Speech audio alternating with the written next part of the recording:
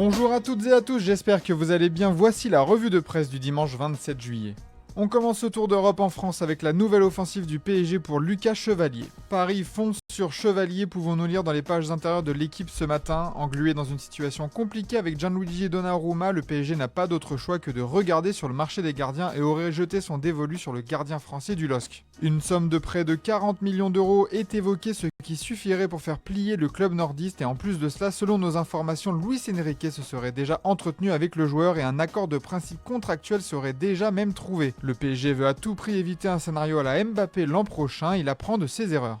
À l'OM, pas de gros dossiers urgents sur le mercato, mais une préparation qui se passe très bien, illustrée par un homme, Mason Greenwood. Greenwood, meneur d'OM, indique l'équipe ce matin après la victoire convaincante 2-0 des hommes de De Zerbi contre Gérone hier après-midi. L'attaquant anglais a une nouvelle fois été décisif et se montre comme un des leaders de l'équipe. Greenwood, le tube de l'été, ajoute même la Provence. Reste à voir si cet état de forme peut se maintenir sur toute une saison. Dans les autres matchs amicaux en France, l'OGC Nice a passé avec brio le test européen qui lui faisait face. Une victoire 2-1 face au Feyenoord et un Nice en mode européen avant le troisième tour préliminaire de Ligue des Champions face au Benfica Lisbonne. Petite ombre au tableau tout de même, la défaite le même jour face à Sampaoli, promu de Bundesliga avec une équipe certes remaniée. L'occasion de réaliser quelques réglages aussi en vue du match décisif contre Benfica. Pour Monaco aussi, ça s'est bien passé hier avec une victoire 3-0 face à l'Arminia Bielefeld grâce notamment à Magnès Akliouche, le moteur monégasque pour l'équipe.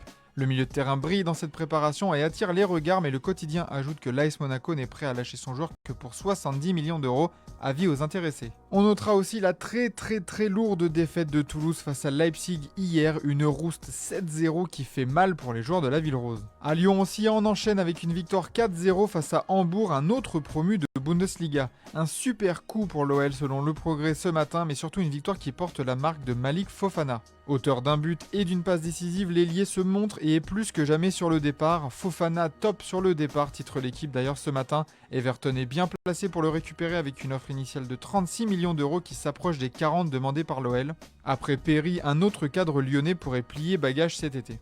En Espagne, la finale de l'Euro féminin met toute la presse nationale en ébullition. Pour la triple couronne, titre d'ailleurs marqué ce matin lorsque du côté de Sport on parle de l'histoire qui attend les filles.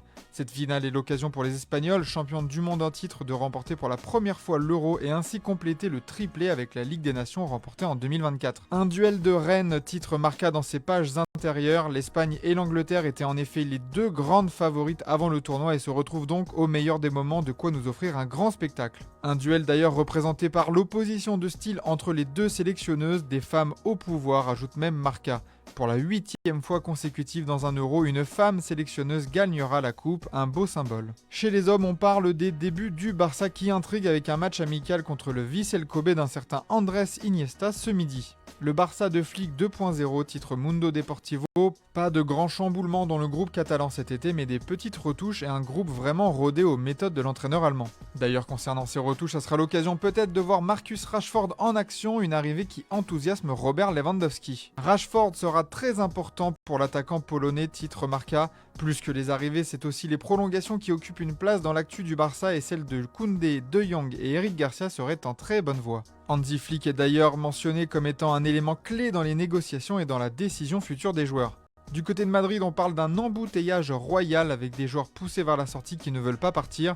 On souligne notamment dans Mundo Deportivo le profil de 3 joueurs, Ferland Mendy, Rodrigo et Hendrik, dont on vous parlait plus tôt dans la semaine. Le cas d'Eduardo Camavinga est aussi discuté en Espagne, un joueur acheté très jeune à 17 ans qui doit s'imposer maintenant au milieu de terrain après les retraites de Kroos et de Modric récemment. Le défi de Xabi, titre même As.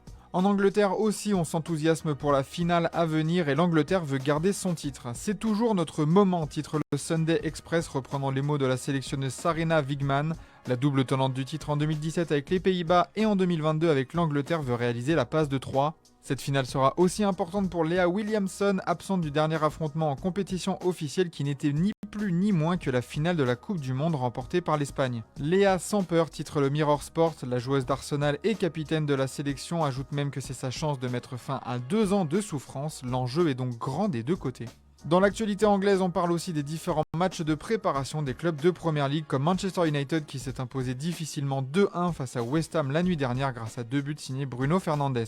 Mais durant ce match, Matheus Cunha a une nouvelle fois fait forte impression. D'ailleurs à ce propos, il ne dit pas du tout ressentir la pression d'arriver dans un grand club comme United, il parle même d'un privilège dans le Manchester Evening News. Dans l'autre club de Manchester, pas de matchs amicaux, mais le dossier Rodri qui s'épaissit avec l'intérêt prononcé du Real Madrid, ce qui obligerait à prolonger au plus vite le milieu espagnol comme le rapporte le Manchester Evening News. Pour le moment, pas de danger imminent, le Real doit vendre pour pouvoir bouger dans le sens des arrivées, mais une vente de Rodrigo pourrait bien débloquer le destin de Rodri. Enfin, Liverpool a lui chuté lourdement 4-2 face au Milan AC en amical, mais plus que le résultat, c'est l'absence de Darwin Núñez et surtout celle de Luis Diaz qui font parler. Interrogé à ce propos, Arne Slot ne s'est pas caché et a même confirmé que les absences des deux joueurs étaient liées à leur situation sur le marché des transferts au vu de l'intérêt porté par le Bayern Munich pour le Colombien. Luis Diaz est plus que jamais donc proche d'un départ de Liverpool pour rejoindre la Bavière. On passe en Italie où justement la performance du Milan AC est mise en avant. Ils sont plus heureux et ça se voit, titre le Corriere dello Sport ce matin. Après une défaite inaugurale face à Arsenal, les rossoneri ont montré un très beau visage à l'image de Massimiliano Allegri. C'est déjà le Milan de Max, titre la Gazzetta dello Sport dans ses pages intérieures. Une solidité défensive et des contre-attaques rapides et létales, on retrouve les préceptes du jeu de l'entraîneur italien. Et dans ce système, un homme revit, Raphaël Leao. Leao, c'est une autre histoire pour la Gazzetta dello Sport, associé à Ruben Loftus-Cheek à la pointe de l'attaque milanaise, le Portugais a ouvert le score et a été un poison constant. Transfiguré ces dernières saisons, Leao semble retrouver le sourire, l'envie de jouer et nul doute pour la presse transalpine, c'est l'œuvre d'Allegri. À la Juve, l'arrivée de Kolo Muani est en danger avec l'intérêt nouveau de Manchester United. Colo, l'effet domino, pouvons-nous lire dans le Corriere dello Sport ce matin. La vieille dame veut garder l'attaquant français, le joueur appartenant au PSG veut revenir en Italie, mais les négociations patinent et les Red Devils pourraient shipper le joueur avec un rôle central pour Rasmus Højlund pour atterrir à Turin. La Gazzetta dello Sport fait d'ailleurs le point sur les différentes étapes de ce feuilleton entre le prêt avec le PSG en toute discrétion, les bonnes performances du français et l'arrivée de United dans les négociations. Il va falloir s'activer pour Damien Comolli, le président de la Juve. Au Napoli aussi, on continue la préparation avec les premières lueurs du vrai Napoli dans le Corriere dello Sport. Opposés au petit club de Catanzaro, les hommes d'Antonio Conte se sont imposés seulement 2-1, mais de belles promesses ont été aperçues avec notamment le premier but de la recrue Lorenzo Luca. A noter que pour l'autre recrue star, Kevin De Bruyne, il a seulement joué la première période pour son nouveau club.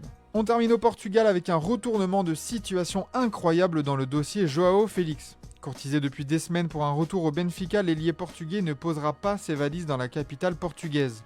Al Nasser dévie Félix, pouvons-nous voir en une d'Ojogo ce matin, une déviation qui porte le nom de Jorge Jesus et Cristiano Ronaldo selon Abola. Les deux hommes connaissent bien João Félix et ont tout fait pour que le club saoudien passe à l'action. Le paiement des 50 millions demandés par Chelsea n'est pas un problème pour le club d'Arabie Saoudite, le joueur touchera même plus que ce qu'il percevait à Londres, 6 millions d'euros net par an par rapport aux 5 touchés à Chelsea. Benfica ne pouvait simplement pas lutter face à cette offre faramineuse, le club lisboète offrait seulement 3 millions d'euros par saison aux joueurs. Un véritable coup de théâtre puisque le Benfica comptait présenter le joueur hier soir à l'occasion du match contre Fenerbahçe, le retour n'aura donc pas lieu. À Porto, on se concentre sur le mercato et après le départ d'Otavio au Paris FC, la priorité est claire, amener un défenseur central d'expérience. C'est en tout cas le souhait de Farioli selon les informations relayées par Ojogo. Enfin, petit mot sur Gyökeres et l'officialisation de son transfert qui a enfin eu lieu. Il peut partir pour 76 millions d'euros, titre Ojogo. Le joueur ajoute d'ailleurs dans des propos relayés par Record qu'il a maintenant l'occasion de prouver sa valeur et qu'Arsenal est idéal pour lui. Voilà pour cette revue de presse, merci de votre fidélité, on se retrouve demain pour une nouvelle revue de presse Foot Mercato.